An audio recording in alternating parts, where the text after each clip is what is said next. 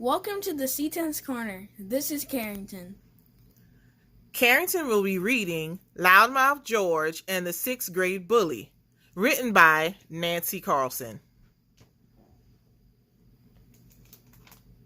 It was the first day of school. George was excited.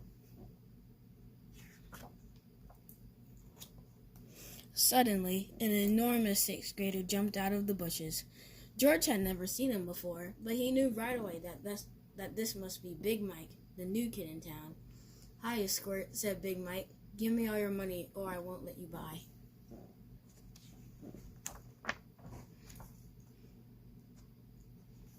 "I don't have any money," said George. "Then give me your lunch."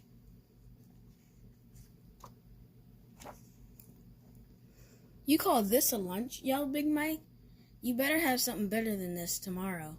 Now get out of here." George ran faster than he had ever had before. That day, George had nothing to eat for lunch. "Forget your lunch," said Harriet. "Here, you can have half of my peanut butter sandwich." After school, George raced home.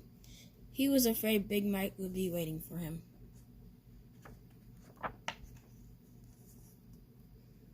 That night, he ate an enormous dinner. "Goodness, you're hungry this evening," said George's mother. "Maybe you better pack me a bigger lunch tomorrow," said George.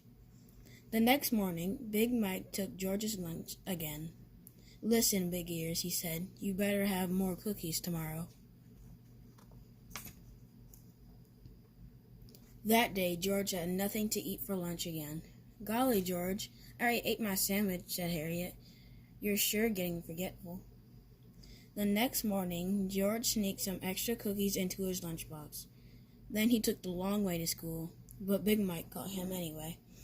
"Don't get tricky with me, Twitch Nose," said Big Mike as he grabbed George's lunch. By the end of the week, George was a nervous wreck. He couldn't pay attention in class, he jumped when anyone called his name, and he was hungry all the time. "Something fishy is going on here," said Harriet on Friday. "You better tell me what it is, George." So George told Harriet the whole story. He felt a little better then, but not much. "We should tell the principal," said Harriet. "It won't do any good," said George. "Big Mike doesn't go to the school." Said Harriet. "I think I have an idea. Meet me at my house tomorrow morning." Saturday morning, George biked over to Harriet's. He shook all the way there.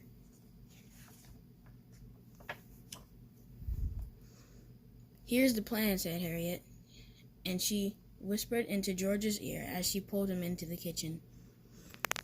The two of them set to work making a lunch. First, they made 2 tuna fish sandwiches. They poured half a jar of garlic powder into the tuna fish.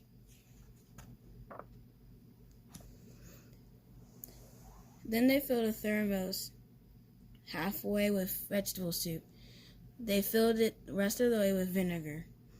Then they mixed hot pepper into some fruit cocktail and put it in a jar. Finally, they separated some cream-filled cookies. They ate the frosting, then filled the cookies with lard instead. Then they went to see Harriet's cousin, Lance. On Monday morning, George hid his real lunch in his school bag and carried the lunch he and Harriet had made. Then he set off for school. Lance followed close behind but kept out of sight. Sure enough, Big Mike stole George's lunch again. "Won't he be surprised?" said George. "I sure taught that Big Mike a lesson." Just to be on the safe side, George had Lance follow him to school for the rest of the week.